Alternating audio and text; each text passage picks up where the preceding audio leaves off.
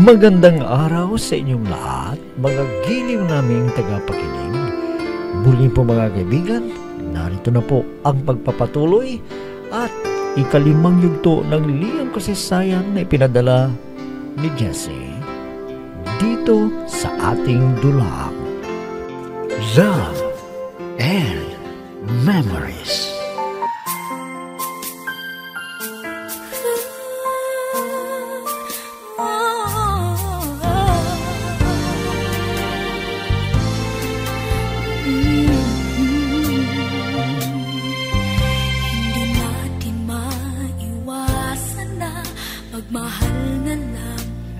Binalag ni Jojo na ipabugbog ako para mawala ako sa landas niya.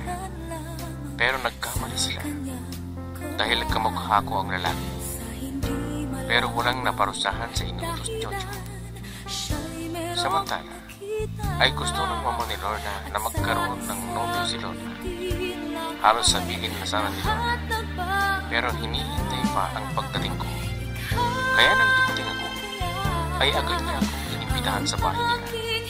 At ipinakilala ko sa mama niya. At tinanong ako kung may plano na kami. At sinabi ni Lorna na may masugid na manliligaw at ipinipilit ang sarili.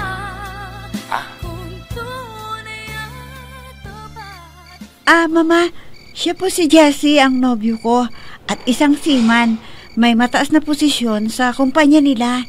Magandang gabi po, ma'am. At ikinagagalak ko po kayong makilala. At sana ay magkasundo po tayo. Mama, pasensya na po kayo kung itinago ko ang relasyon naming dalawa. Alam nyo, mula nang mag-aaral ko sa kolehiyo, pinatapos niya ako para wala po kayong masabi sa kanya. Masaya ako, iha. Dahil sinuportahan ka niya. At siya ang naging inspirasyon mo sa iyong pag-aaral. Salamat sa iyo, iho. At hindi nasira ang pag-aaral ng aking anak. Siguro naman, may plano na ba kayo?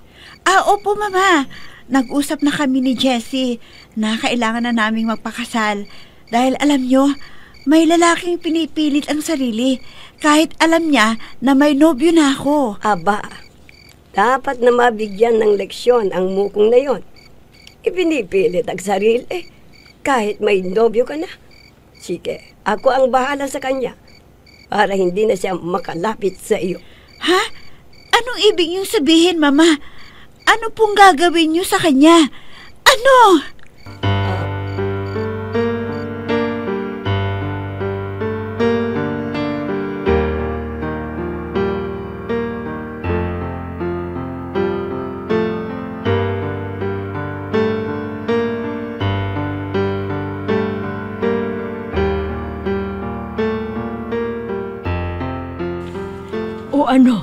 Jessie, tanggap ka ba ng mama ni Lorna?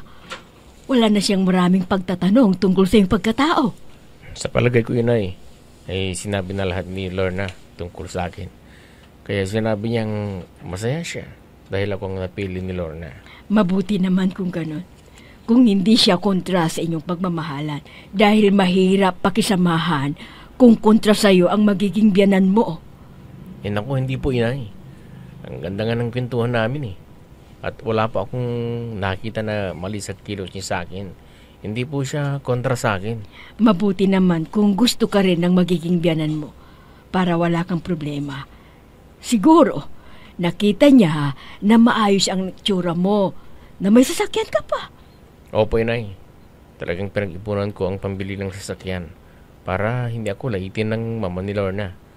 At di nga ako nagkamali dahil tinanong kay Lorna kung maginhawa ang buhay natin. Oo nga naman. Dahil nagsikap ka at naging masipag at hindi ka nagbisyo. Kaya ito ang resulta, maginhawa ang buhay natin. At kung mag-aasawa ka, ay hindi hahadlang ang magulang ng babae. Tama po kayo, inay. Maswerte po ako. At nandyan kayo na laging nagbibigay ng lakas ng loob sa akin. Kaya nakamit ko rin ang pangarap ko sa buhay, ang tinatamasa nating ginhawa.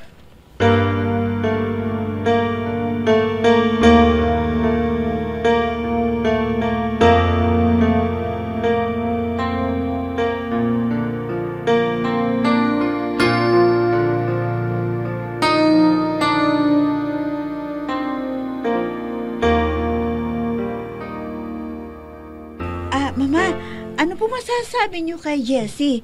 Pwede na bang maging katuwang ko sa buhay ko? Oo, dapat iha. Hindi ka nagkamali ng pagpili sa kanya. Dahil mabait, masipag, at palagay ko ay responsable siyang maging asawa. Yan din nga po ang nararamdaman ko sa kanya, Mama. At hindi siya mapagsamantala dahil nirespeto niya ako habang hindi pa ako nakatapos. Siya ang tunay na nagmamahal. At ipinakita niya sa iyo na maging karapat dapat siya sa iyong pagmamahal. Opo, Mama.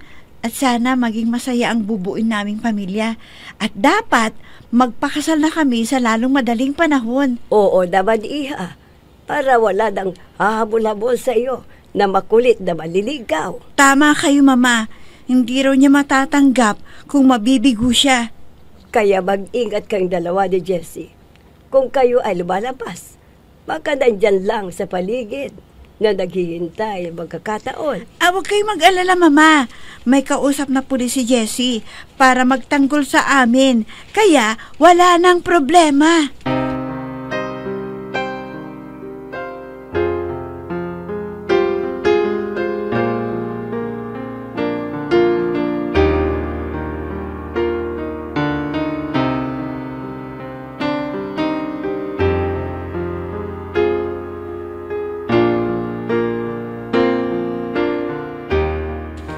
Jessie, pwede ba tayong lumabas? Samahan mo ako dun sa aking matalik na kaibigan para malaman niya na ikakasal na rin ako. Sige, Lorna. May sasakyan naman eh. Para madali tayong makarating dun sa bahay ng kaibigan mo. Pero kailangan tayong mag-ingat. Baka nandyan lang sa paligid yung Jojo na yun at naghihintay ng pagkakataon. Huwag kang mag-alala. Dadaanan natin ang magiging escort natin ng mga pulis para hindi ka matatakot. Ay, salamat naman kung may kasama tayo na magtatanggol sa atin. Hindi makakalapit sa akin ang Jojo na yon.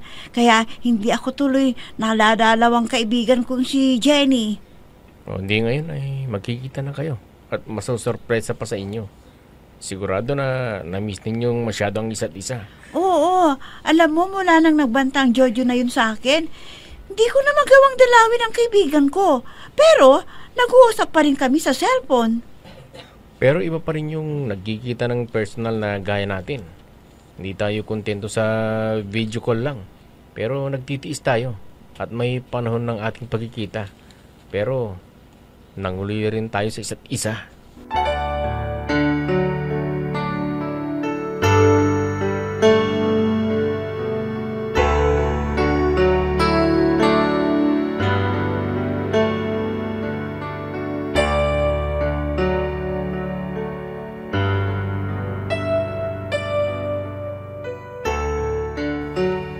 Nako, Beshi. Mabuti naman at dinala mo ko. Hindi na ako makakalabas eh. Dahil sa drama yung trabaho ko, ang pamilya ko, at ang pagtuturo ko. Pero ako naman natatakot. Alam mo naman na nagbanta noon si Jojo sa akin. Kaya hindi na rin ako nakakagala. Siya nga pala, Beshi, ha? Asensado ka na ngayon. May bago ka ng sasakyan. At salamat sa mga dala mong pasalubong sa akin. Sana ay magtaka naman kayo kahit ilang oras, ha? Para makabawi tayo sa hindi natin pagkikita. Marami akong ikukwento na nangyari. Sige, huwag kang mag-alala. Dito pa kami hanggang mamaya. Kaya nagdala ako ng iluluto mo para pagsasaluhan natin. Dahil nga ang tagal nating hindi nagkita. Kaya sulitin natin ngayon. Ay, naku, Bessie. Hindi ko akalain na big time pala ang nobyo mo. At alam ko na hindi tutol ang mama mo sa kanya, di ba? Tama ka dyan. Tanggap ni Mama si Jessie at hindi raw ako nagkamali ng pagpili sa kanya. Talaga, ha? Naku, swerte mo, Bessie. Hindi ka maghihirap sa buhay mo. Masipag, mabait, at gwapo si Jessie. Kaya hindi na tumutol ang mama mo. Siya nga pala, Bessie. Alam mo, kaya dumalaw ako dito sa'yo para ipaalam sa'yo na nakatakda na rin ang kasal namin ni Jessie. Kaya sana, dumalo ka ha. Asahan kita, Beshi.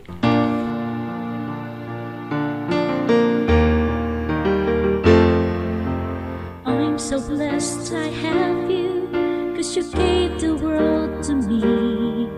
You're my inspiration, the perfect one in my life forever. You make my life complete. Mabuti naman at hindi na nagreklamo ang mama ni Lorna na handa para sa kanilang kasal. Talagang hindi na.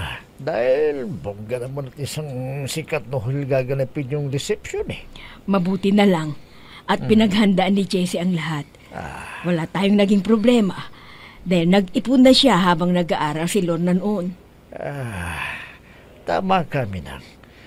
Talagang mautak din itong anak mo Dahil alam niya kung paano pagbabalit ng pera niya. At pati tayo tuloy, hindi naman niya pinabayaan.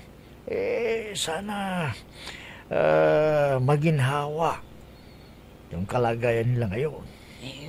Paanong hindi matalino si Jessie? Nakatapos din yun ng kolehiyo.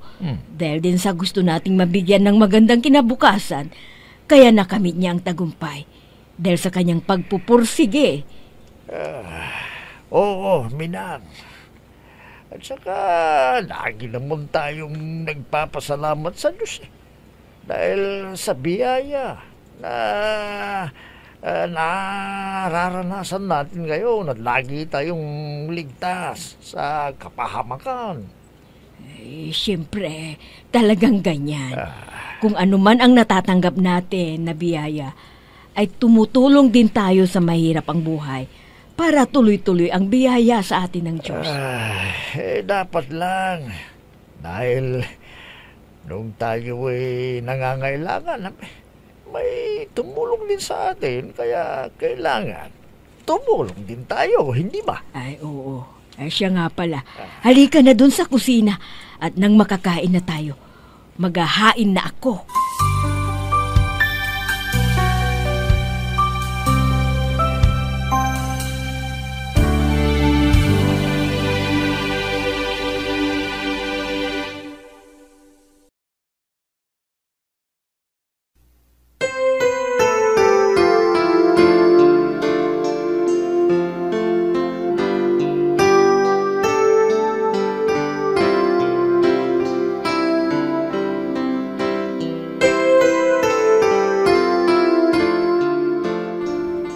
O ano?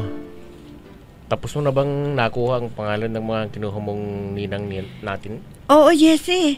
O ikaw, kumpleto na rin ba ang kinuha mong ninong at iba pang sponsors natin? Siyempre naman, para matapos agad ang mga kailangan natin sa ating pagpapakasal.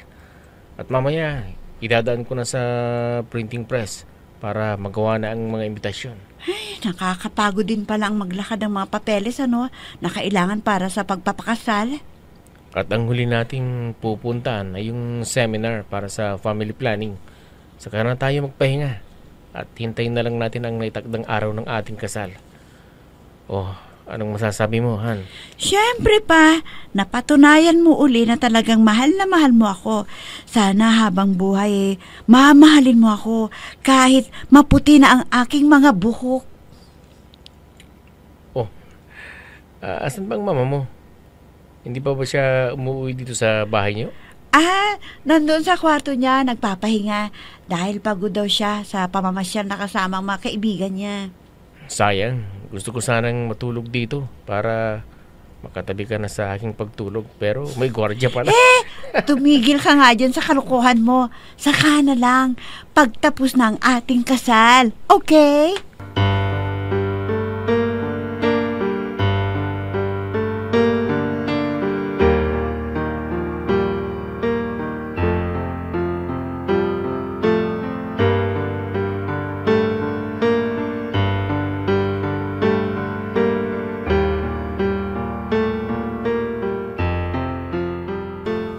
Iha, nandito ka pa sa salas. Akala ko ba nandito si Jessie na kausap mo? Mama, umuwi na siya. Dahil napagod din sa paglalakad ng mga papeles na kailangan para sa aming kasal. Sa bagay. Mas mabuti yung handa na kayo kesa magahul pa sa oras at nang makapagpahinga na kayo bago ang tagdang araw ng iyong kasal. Mama, salamat po sa inyo at naunawaan niyo ako kahit na naglihim po ako sa inyo. Mabuti nga at ginawa mo yon. Kung hindi, ay problema. Baka kung sino dyan ang mapipili mo na hindi naman maibigay sa iyo ang iyong kaligayahan. Oo nga po eh. Kaya nung sabihin ninyo na maghanap ako ng manliligaw, parang gusto ko nang ipagtapat sa inyo. Pero hindi ko po yung ginawa dahil hindi pa dumating si Jessie. Ay, buti na lang. At mabuting tao ang napili mo. At alam ko, siya ang magbibigay sa iyo ng ligaya sa buhay mo. Dahil sa mahal mo siya. At sa kanya ka pakakasal. Dahil nga, Sana po wala nang problema na darating sa amin ni Jessie, Mama. At wala na ring hahadlang sa aming pagpapakasal.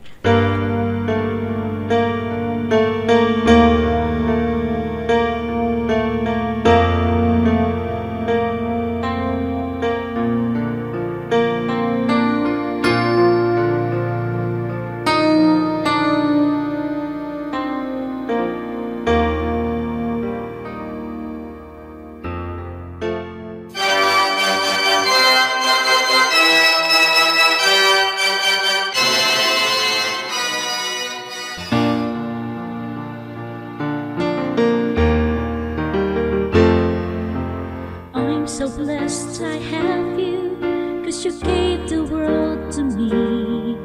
You're my inspiration, the perfect one in my life forever. You make my life complete. May kinakasal pala. Na-accuse nga. Para makakain man lang. Siguro mayaman ng ninong at ninang dito dahil puro may mga sasakyan yung nakaparada rito. Ha? Teka, parang kilala ko yung babaeng kinakasal. Si Lorna. Hindi pwede ito. congratulations, Jessie. Sana magkaroon agad kayo ng anak, ha? Hali kayo doon sa reception. Kakain na tayo. Ay, yung walang sasakyan, may jeepney dyan na Pupunta pa pwede dun sa yung sakyan, ha? reception nila. Hali ka na, Jessie. Hindi ko agalain na mauunahan ako ng bukol na yan. Pero hindi pa ako susuko. Sumakay na kayo. Kailangan na maging akin si Lola. Kahit anong mangyari, agawin ko siya at gagawin ko siyang asawa.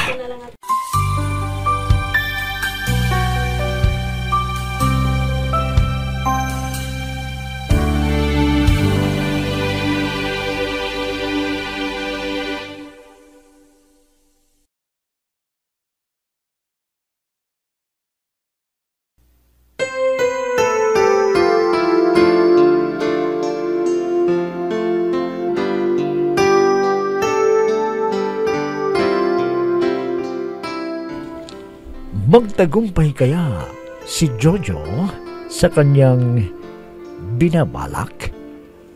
Mga kaibigan, huwag ninyong kaligtaan subaybayan ang pagpapatuloy at huling yugto ng liham kasaysayan na ipinadala ni Jessie dito sa ating dulang Love and Memories. Mga nagbibigay buhay sa ating dula ay sina Mayra Abrihal Narnola, Susan Malikdem, Robert de Guzman, Yehuda Ismael, Eva Alcoriza, Jun Cabato, Ami Diaz, at si Oscar Ora. Technical supervision at musika ni Oscar Ora. Nilapatan ng tunog ni Robert de Guzman. Mula sa panulat at direksyon ni Ami Diaz.